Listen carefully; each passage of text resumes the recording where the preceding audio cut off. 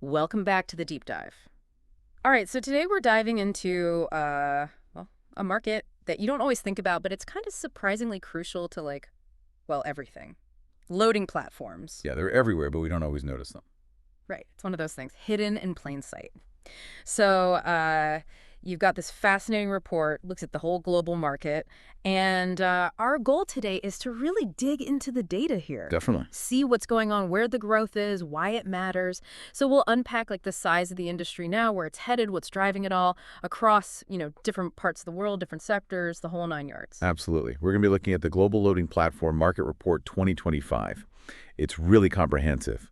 Lays out the market size as it stands this year, forecasts all the way out to 2033, breaks it down by region, type of platform, how much they can lift, what they're being used for, how they're sold even. Plus, we get some historical data going back to 2021. Okay, so big picture first. 2025 global loading platforms market estimated at $742.84 million. That's not chump change, right? No, not at all. And it doesn't stop there. The report projects it to hit, get this, $1,131.41 million by 2033. That's a CAGR, compound annual growth rate, of 5.4% between now and then. So, maybe not huge year on year, but over a decade, that's more than 50% growth from where it is now. Wow, okay. Yeah, that kind of growth, there's got to be something pretty big pushing it along. Oh, what's the engine behind this? What's fueling all this expansion? Well, the report points to the rising global demand for really efficient logistics and warehousing solutions. Right. Makes sense when you think about it. Businesses everywhere want to move stuff faster, more smoothly, right? Right. Got to keep things flowing. Exactly. So efficient loading and unloading, it's like the foundation of all that. Yeah, no doubt. Time is money and all that. So now let's break it down by geography. I noticed some pretty interesting differences when we look at the regions, right? Oh, definitely. North America is currently the biggest player, estimated at $274.85 million in 2025. Yeah. That's over 40% of the global market. But their projected growth, the CAGR, it's more moderate than other regions, like 3.9% from 2025 to 2033. Could mean it's a more mature market. They've already adopted a lot of these technologies. So they're ahead of the curve, but maybe leveling out a bit. And Yeah. within North America, it's the U.S. that's really dominant. Yeah. Oh, absolutely. They've got the lion's share. $216.86 million this year, Yeah. projected CAGR of 3.7%. Canada and Mexico follow behind. Canada at 32.98 million, growing a bit faster at 4.7%. Mexico 25.01 million, CGR of 4.4%. Okay, so U.S. leading the charge there. What about Europe? They're a huge economic force, right? Big time player for sure. Europe's got over 30% of the global market. Estimated size 215.42 million 2025. CGR for them is 4.5%. So steady growth there. And within Europe, any standouts? Countries really pushing things forward. Germany's a big one, $42.65 million in market size, growing at 4.7%. UK right behind, 36.19 million, and they're actually granting a bit faster, 5.3%. Interestingly, Russia, they're at 33.39 million, but their growth is lower, 3.5%. It's fascinating to see how it varies within the same continent. Probably reflects economic conditions and just the level of industrial development in each place. Yeah, different countries, different pace, all kind of makes sense. Now, the region that everyone seems to be talking about, growth-wise at least, is Asia Pacific. Oh, APAC is definitely where it's at. Right. It's like the hot spot right now. They've got around 23% of the global share right now, $178.28 million in 2025. But here's where it gets interesting. The projected CAGR is 8.1%. That makes them the fastest growing region by a long shot.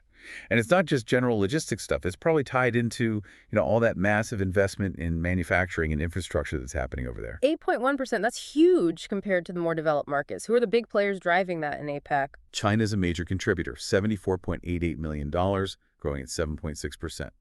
But the one to watch is India, 10.0% projected CAGR. $17.83 million market. That's the highest national growth rate we see in this whole report. Singapore also doing well, 8.4% CAGR on a $3.57 million market. India leading the growth rates, huh? Shows you how dynamic that market is. All right, what about the rest of the world? South America, Middle East, Africa? All right, so South America, they've got over 5% of the global market, 28.23 million in 2025, projected CAGR 6.1%. Brazil and Argentina are the key markets there. Middle East is about 2% of the global market, 29.71 million, growing at 6.7%. Saudi Arabia and the UAE are the leaders there. And Africa is about 1% of the market now, 16.34 million in 2025. CAGR of 5.7%. South Africa is the biggest player on that continent. So They're smaller in terms of overall market share, but they're all showing some pretty decent growth potential. Okay, so North America, Europe, they're the big guys right now, but APAC is the one to watch. South America, Middle East, definitely showing signs of things picking up. Now, let's get into the nitty-gritty of the platforms themselves. The report breaks it down by type, right? What's the story there? Yeah, it does. So fixed loading platforms, they're expected to keep the biggest market share. Okay. And it's not just about, maybe being a bit cheaper up front. It's that they're just so adaptable to the way things are already set up in lots of industries. Hmm. Logistics, warehousing, manufacturing, they've been using these for years. They're stable, reliable, a permanent solution. Pretty old reliable. Yeah. But the report also highlights another type that's growing even faster, doesn't it? Exactly. Retractable loading platforms. Fastest growing segment. And the really cool thing is their growth is tied directly to this increasing need for space efficiency, especially in logistics and, of course, e-commerce. Think about it. You've got a busy warehouse or you're in a tight urban distribution center, every square foot counts. Makes sense. You don't want to be wasting space. Right. So if you can extend a platform only when you need it, then retract it, well, that's gold. Super flexible. So fixed for that steady, widespread use, but retractable for squeezing out every bit of space and speed, especially with all the online retail booming. Okay, how about the capacity of these platforms? Does the weight they can handle tell us anything interesting? Oh, yeah, for sure. So the market's broken down by how much they can lift. Right now, heavy-duty platforms are the biggest. That's because so many core industries, manufacturing, big logistics operations, huge warehouses, they just need to move massive, heavy stuff. The heavy lifters, literally. What about the lighter end of the spectrum? Well, the light-duty segment, that's seen some serious growth. Yeah. And it makes sense. Smaller warehouses, retail environments, and, again, e-commerce. They're often dealing with lighter loads. Speed and ease of use might be more important there. Light-duty platforms are cheaper, more agile. Perfect for businesses that don't need to lift a ton, literally. So different capacity needs based on the scale of the operation makes sense. Now, let's look at where these platforms are actually being used. What are the biggest applications here? All right, so according to the report, food and beverages is the biggest slice of the pie. This is a constantly moving industry, huge volumes. They need platforms that can handle that constant flow, keep things safe, move things quickly, and often keep things at the right temperature too. Think about the global food supply chain is massive. Yeah, it's got to be super efficient. Perishable goods, huge quantities, definitely need some robust loading systems. What about the fastest growing application? Where's the biggest surge in demand? Bulk chemicals. And that's no surprise. Chemical production and distribution are growing worldwide. But safety is paramount. These platforms are vital for moving those huge quantities of chemicals safely. Loading and unloading, it all has to be done right. Can't mess around with that stuff. Right, and the report also mentions transport and storage, minerals and aggregates as applications. Seems like a pretty diverse range of industries using these things. Oh, absolutely. Now, shifting gears a bit, let's look at how these loading platforms are actually bought and sold. The report talks about sales channels, right? Right, direct channels, where you buy straight from the manufacturer, and indirect, where you might go through a distributor or someone like that. So what's the most common way to get one of these? Right now, direct channels are still the biggest. And it's understandable. Manufacturers can offer custom solutions tailored to what the client needs. They can provide more direct support, and they control the pricing, the whole brand experience. It's a closer relationship, especially for those more complex installations. So a more personal touch. But how are things changing? Is there a trend towards a different way of selling these? Yeah, indirect channels are growing fast. It's about reaching more customers, right? Distributors, retailers, third-party vendors, they all have these networks. And it's all about speed these days, too. Faster delivery, faster service. As demand explodes, especially for smaller businesses, that becomes crucial. So yeah, direct sales are great for control, but the sheer scale and reach of indirect channels, that's driving a lot of growth. Interesting. So it's about adapting to how businesses are buying things in general. Okay, let's move beyond the numbers for a second. The report talks about the factors driving this market, holding it back, and the overall trends. Let's start with the drivers. What's really pushing this market forward? There are a few big things. First off, all those advancements in automation and material handling tech, that's huge. We're seeing more sophisticated platforms, more efficient, even robotic solutions starting to pop up. Then there's e-commerce. It's just exploding globally. And that puts pressure on everyone to get those orders out the door faster. Logistics, warehousing, they have to optimize everything, loading included. And lastly, safety. Worker safety and ergonomics, it's more important than ever in industrial settings.